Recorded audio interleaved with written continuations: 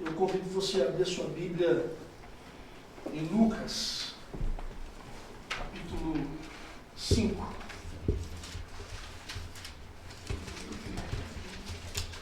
Lucas, capítulo 5.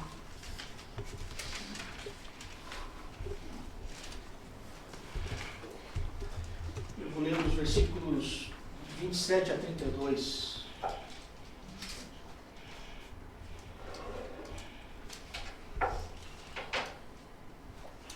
Lucas 5, de 27 a 32. Diz assim: Depois disso, ele saiu e, vendo um publicano chamado Levi, sentado na coletoria, disse: Segue-me. Ele, deixando tudo, levantou-se e o seguiu. E Levi ofereceu-lhe um rico banquete em sua casa. E estavam com eles à mesa um grande número de publicanos e outras pessoas. Os fariseus e seus escribas criticavam os discípulos, perguntando: por que comeis e bebeis com publicanos e pecadores? Jesus lhes respondeu: os sãos não precisam de médico, mas sim os doentes.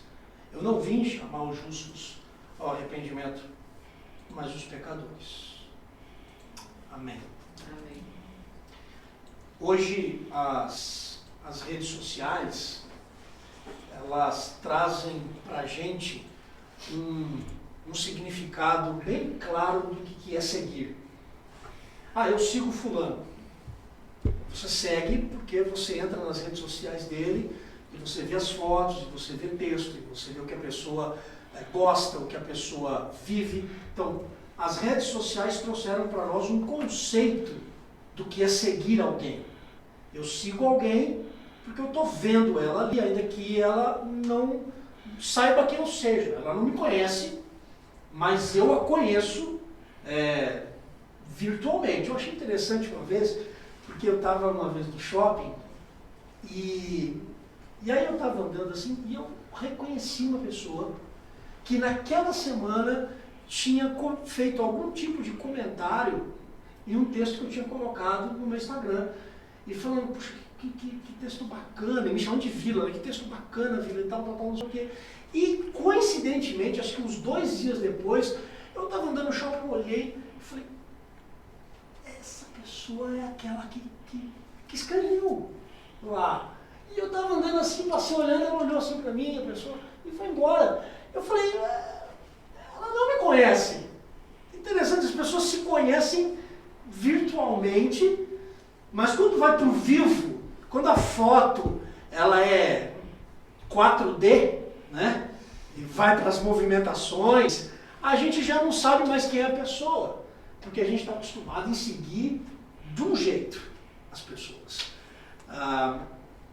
E no trâmite de Jesus, o seguir, a coisa é um pouquinho mais profunda, porque seguir a Jesus implica em deixar que a vida dele seja vista através da minha e através da sua. Isso significa seguir a Jesus.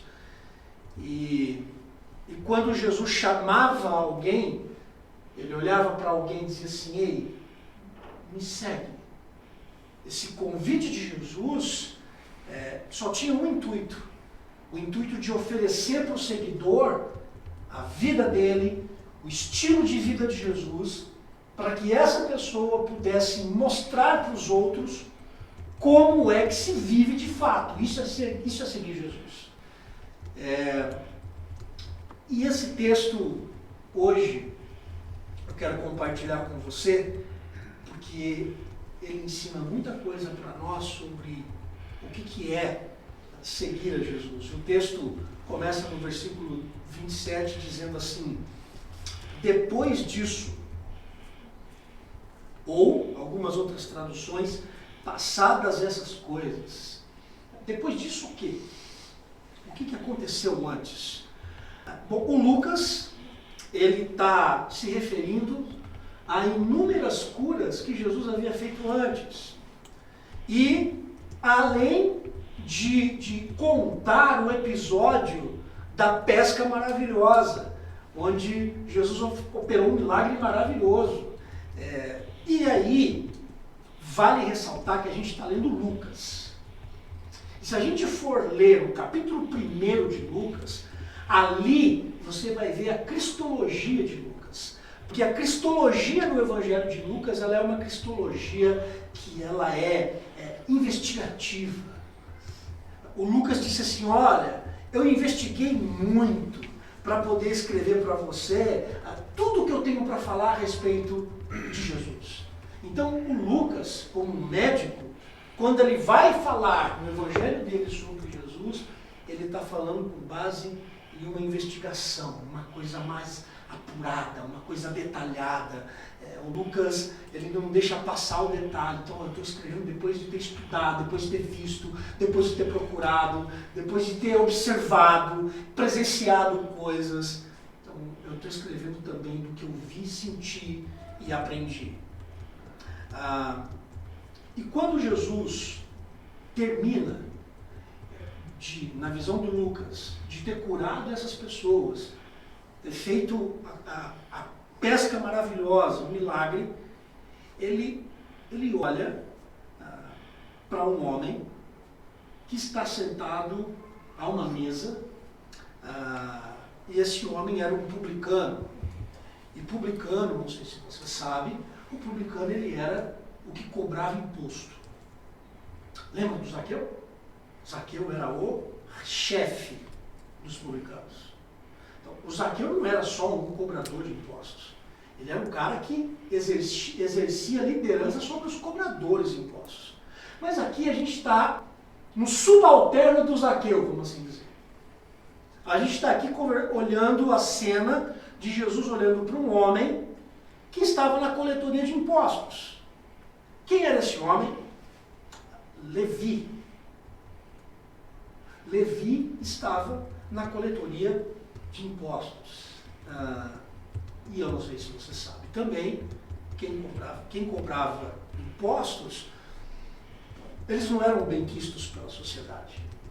Porque geralmente eles cobravam um pouquinho a mais de você para fazer o que a gente chama hoje de caixa 2. Só que o caixa 2 ele também tinha que dar para ele e tinha que dar para o chefe dos publicanos, o Zaqueu. Então, era um sistema de corrupção também que se tinha na época. Então, o pobre ele era oprimido por Roma através do coletor de impostos, mas o coletor de impostos, que era o publicano, ele vai lá e botava taxa extra para você pagar para ele. Então, ele também tirava o dele em cima de você. Tinha muito disso. Tinha muito exagero nas cobranças, né? Mas no caso desse cobrador de impostos, que era o Levi, a coisa se torna um pouco pior. Por quê? Você sabe quem era esse Levi?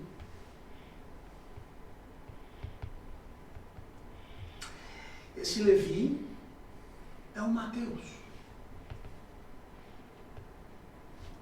Então vamos chamar esse nosso personagem de Mateus Levi. É o Mateus Levi. E para esse homem, a situação fica um pouquinho mais complicada. Sabe por quê? Porque os cobradores de impostos trabalhavam para Roma. Roma era a grande opressora do povo da época de Jesus. Era a opressora do povo judeu. E você sabe que Levi, esse nome, aponta para onde?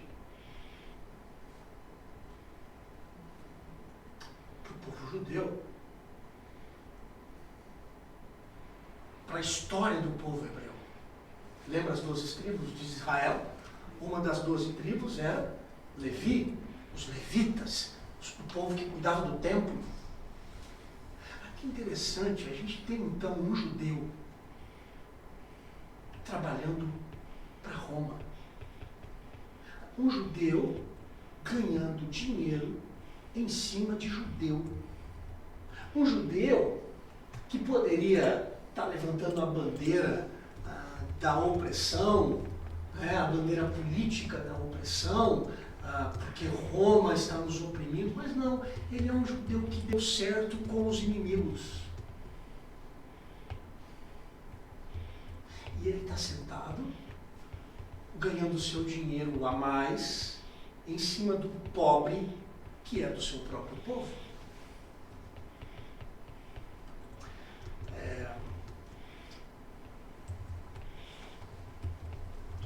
O Mateus Levi, ele tinha uma relação histórica com a lei mosaica. E agora ele tinha como tarefa cobrar imposto de quem ele conhecia muito bem. A gente está diante de um judeu contra judeus. A gente aqui está diante de um traidor. O Mateus Levi é um traidor. E a vida do Mateus Levi, ela pode representar a minha vida. E pode representar a sua. Em que sentido? No sentido daqueles homens e mulheres que conhecem tanto as Escrituras. De homens e mulheres que mantêm as suas vidas em uma relação histórica com a tradição cristã da qual você está vinculado. Não, porque o meu tataravô é pastor, porque o meu avô é pastor, porque o meu pai era pastor, então eu mantenho uma relação histórica com a denominação, eu mantenho uma relação histórica com a igreja, então eu tenho parte nisso aqui. Aliás, eu sou quase o dono disso aqui.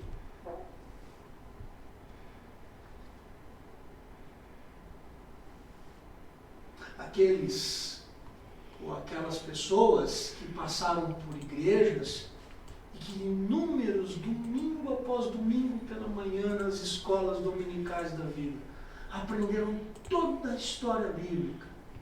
No culto à noite ouviram pastores pregando e reteram na sua mente, no seu coração, inúmeras informações das histórias bíblicas. Gente que conhece a Bíblia. Gente que conhece o trâmite da liturgia, do culto. Gente que conhece como é que funciona a igreja. Mas que em algum momento, a vida ficou mais fascinante pelas coisas que ele ou ela poderia ganhar pelo seu próprio punho. E porque a vida ficou mais fascinante, achando que as coisas seriam melhor assim, acabaram abandonando aquilo que mantinha a sanidade na alma, aquilo que mantinha a sanidade da consciência, porque vivia apegado ao Evangelho, porque vivia apegado às coisas do Senhor, mas eu deixei para trás. E agora eu trabalho na outra linha. Eu faço outras coisas, porque aquilo que eu já fazia, porque aquilo que eu vivia, não faz mais sentido para mim. Se perdeu. O judeu Mateus Levi se tornou uma persona não grata. E aqui começa uma lição muito importante. Porque o versículo 27 disse que Jesus viu o publicano e disse: segue-me.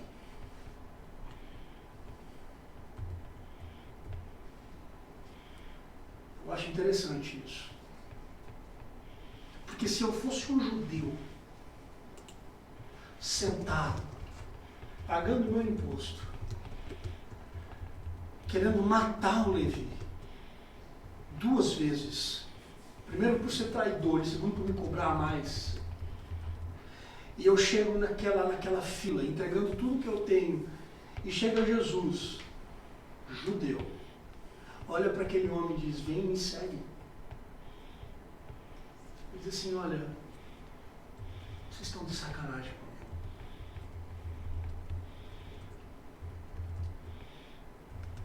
Porque eu não vejo nesse homem nenhuma condição para seguir a você, Jesus. que se diz o Filho de Deus. É melhor ele seguir a Barrabás. Porque o Barrabás é um guerrilheiro. Porque o Barrabás é o homem que foi preso por causar tumulto em favor dos judeus. É um messianismo bom. Agora você está chamando esse cara.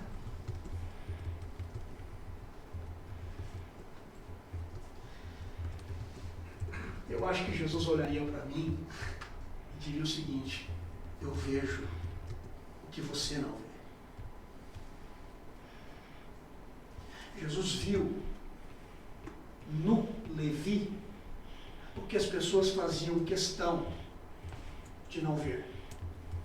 E sabe, a gente não vê algumas coisas nos outros por razões até que nós chamamos de razões bem justificáveis. Porque esse publicano não vira casaca. Não é bem visto pela população. Mas Jesus o viu. E sabe o que é mais interessante? É que a gente pega a figura do Levi e nós aplicamos esta figura às pessoas que não estão aqui, não é? A gente aplica a figura do Levi às prostitutas, aos excluídos da sociedade, aos marginalizados. Sabe quem é o Levi? O Levi é você. O Levi sou eu. Nós somos os nossos próprios traidores. Nós somos os traidores por tantas vezes do Evangelho. E ele olha para você e para mim de um jeito que nenhum outro homem vê. E ao invés de você chamar o Mateus Levi na Bíblia, de dar qualquer outro nome para ele, de pessoas que não fazem parte da sua tradição cristã, dê o seu nome. Porque Jesus chamou ele, sendo que ninguém olhava, as pessoas olhavam para Levi e tinham raiva, indignação. É possível que muitas das pessoas sintam isso por você. Mas Jesus viu o Levi, assim como viu você. Viu você. No meio das suas traições, no meio dos seus abandonos, no meio das suas vida casaca. Ele viu você. Porque Jesus vê o que nós, nos nossos pré-julgamentos, nos nossos preconceitos, a gente faz questão de não ver. É você que está sentado naquela mesa. Porque a história do Levi é a sua história. É a minha história. Jesus para e chama aquele publicano judeu. Me segue. E o versículo 28 é uma das coisas mais bizarras que eu encontro. Porque diz o texto que ele se levantou, deixou tudo e foi. Ele não assinou carteira, ele não fez exame demissional, ele não avisou ninguém, ele simplesmente levantou, tchau, e foi embora. E as pessoas que trabalhavam para a coletoria de imposto falaram, o que aconteceu aqui? O cara foi embora, abandonou o posto. Manda uma mensagem para o Zaqueu aí, alguém tem que cobrir isso aqui, o que é isso? O que aconteceu? E talvez a gente não tem noção do que foi essa decisão para o Levi lá. Porque ao se levantar e ir, o Levi não deixou para trás apenas o seu trabalho e o seu sustento. Ele deixou lá na mesa. Ele deixou lá naquela cadeira. Ele deixou lá naquele lugar a condição de vida que ele vivia. Ele deixou lá. Ele não deixou o seu posto. Ele deixou uma vida agora para trás. Ele não deixou um salário. Ele deixou a ganância. Ele não deixou Roma, ele deixou o mundo. O Mateus deixou sentado ali o Mateus com um nome que não era judeu. É grego. Porque o Levi, até um novo nome teve que ter. E Jesus não chamou ele por Mateus. Chamou ele de Levi. Levi, levanta, sai daí, porque aí não é o seu lugar.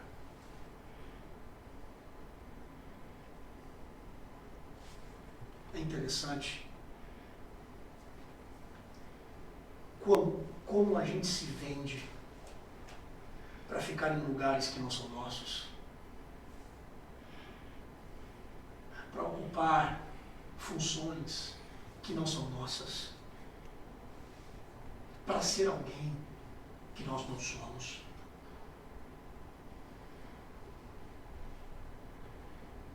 E Jesus olhou nos olhos daquele homem e disse: você é Levi. Você quis abandonar tudo para trás, deixar tudo para trás. Eu estou dizendo para você se levantar e voltar. O seguir é um voltar. Vem e me segue. E o Levi se levantou e foi.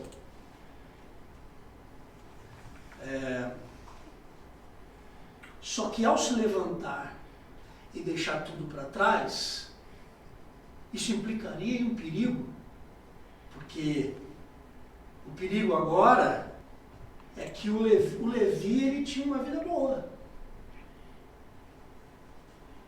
Mas agora o jogo virou. Ele poderia ser perseguido, ele poderia ser morto. Ele estava do lado de quem tinha espada para matar na guerra. Agora ele estava do lado de quem a espada da guerra poderia matá-lo.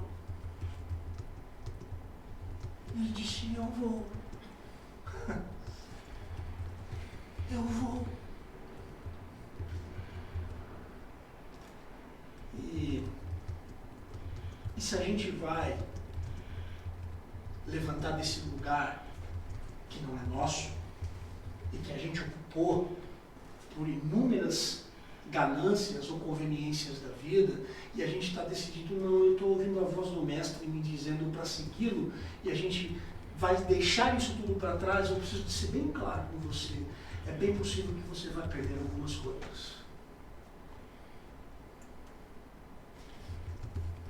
E se você se levantar desse lugar de falsa comodidade, se levantar e seguir a Jesus, é para nunca mais voltar.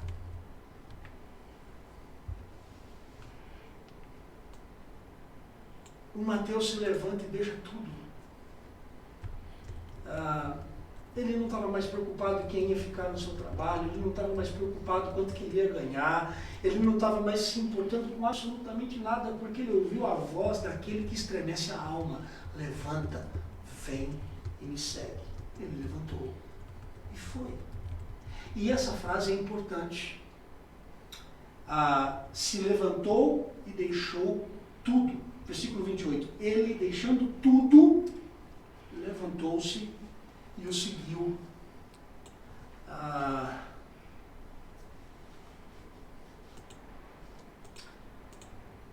Como é que ele se levantou e foi?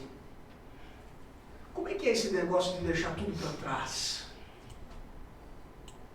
E eu preciso dizer para você que não dá para a gente ler essa expressão, deixou tudo, sem a gente deixar de ler o versículo 29. E Levi oferecendo-lhe um rico banquete em sua casa. A gente tem duas movimentações. Porque nesse banquete, sabe quem estava com ele à mesa? Um grande número de publicanos e outras pessoas. Olha o que o Levi fez. Ele abandonou, foi embora, mas aí ele marcou um jantar no outro dia. E um jantar, não simples, um rico banquete, diz o texto. Um rico banquete. E ele chamou quem? Todos os seus amigos publicanos que trabalhavam junto. Ele mandou no grupo do WhatsApp, disse assim, amigão, pode vir em casa, porque eu vou fazer uma festa. Todo mundo de graça. Mas os amigos da coletoria de impostos todos foram. E o Levi chamou mais alguns. Sabe quem? Ele conhecia alguns líderes religiosos. E chamou alguns líderes religiosos também. Porque o que o Levi fez é importante para mim e para você. Sair de onde estava necessariamente não é deixar pessoas para trás. O Levi deixou tudo. E esse deixar tudo é nunca mais ser visto como um publicano. É não se envolver mais, com essa tarefa, com aquela tarefa. A tarefa do Levi mudou. De publicano, que ganhava muito, ele passou agora a ser seguidor de Jesus, que não tem a mínima noção de como viver.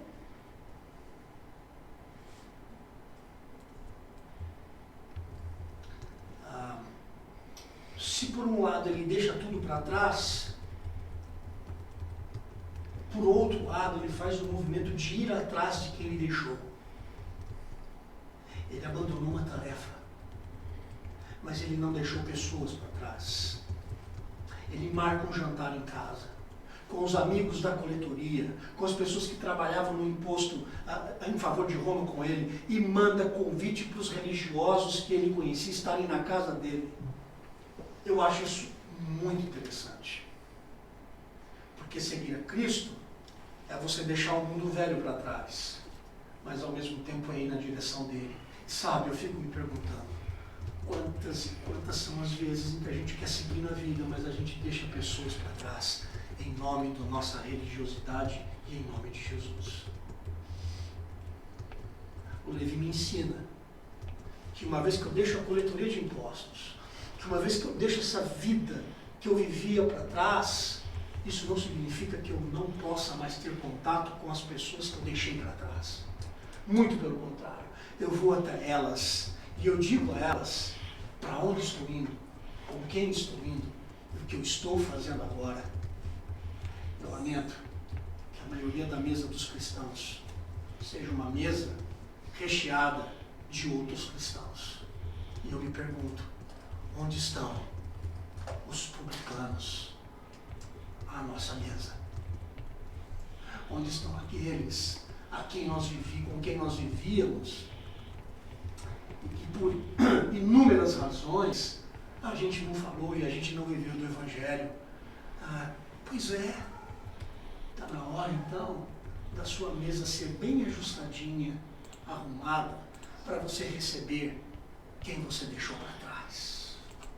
Porque isso é o Evangelho.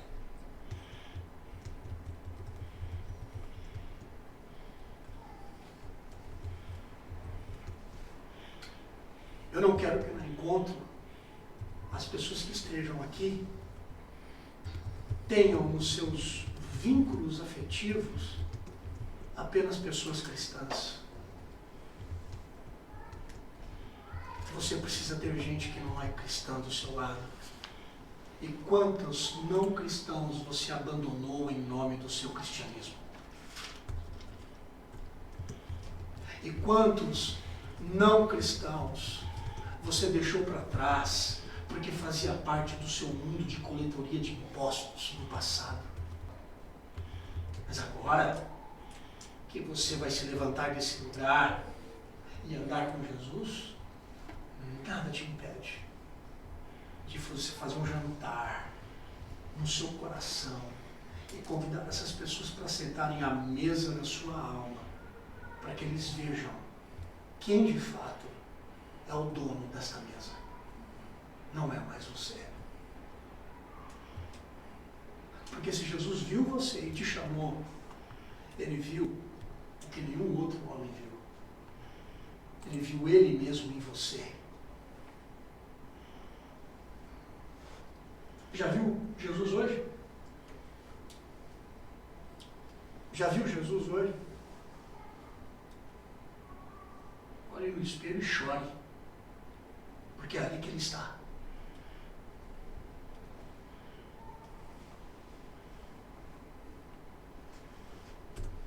E assuma a responsabilidade do que você vê. Porque eu acredito piamente naquilo que Paulo diz, que logo já não sou eu quem vive, mas Cristo vive em mim.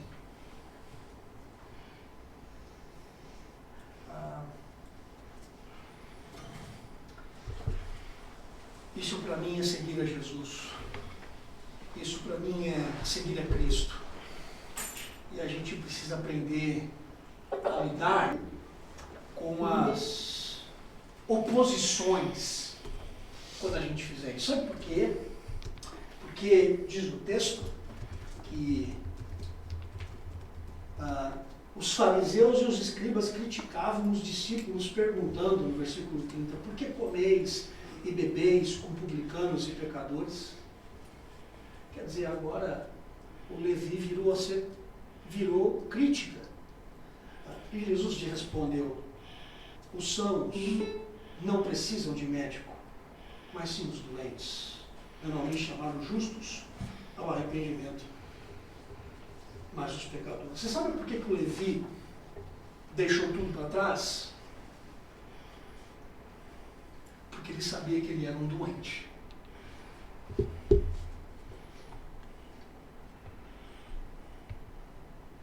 Sabe por que a gente está aqui hoje?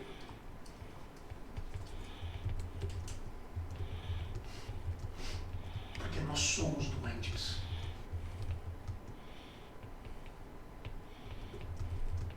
Sabe por que existem pessoas que não estão aqui hoje? Porque elas não têm noção do quão doentes elas estão.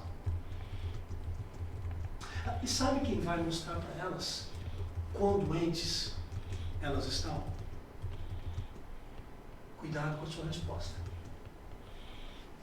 Porque não é você. É Jesus. Sabe onde? Na sua mesa.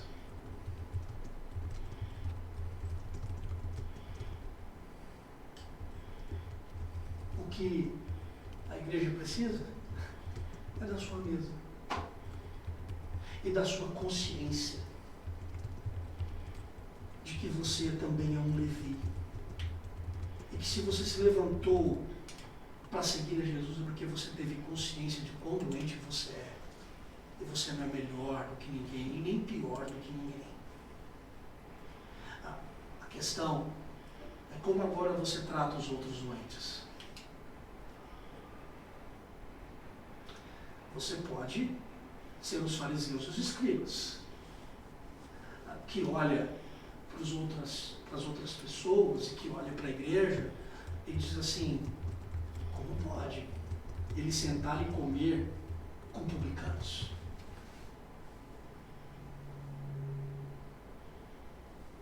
Ou você pode ser o próprio publicano que está sentado aos pés de Jesus, dizendo, eu sou esse publicano e trouxe outros tantos. Sabe, eu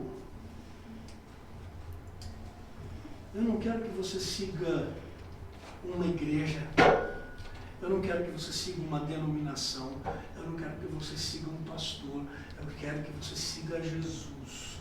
Agora se levante desse lugar, saia desse lugar antigo e velho que você viveu durante tanto tempo e vá andar, e vá viver, mas vá viver junto com Jesus.